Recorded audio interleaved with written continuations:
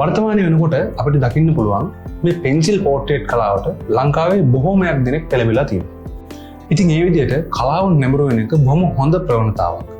යම්කිසි පුද්ගලෙක්ගේ රූපයක් මේ විදිහට මුල් රූපයේ අයුරින්ම අඳින එක ශිල්පීය වශයෙන් ලබා ගන්න පුළුවන් හොඳ දක්ෂතාවයක්.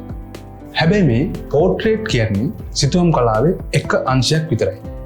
සිතුවම් කරන කියන්නේ ඊට වඩා එහාට ගියපු දෙයක්. බොහෝ දෙනෙට මෙතනදී මගහැරෙන දේ තමයි රේඛාවේ හැසිරීම තුළින් කොහොමද අපි අපේ හැඟීම් වල හැසිරීම නිරූපණය කරන්නේ.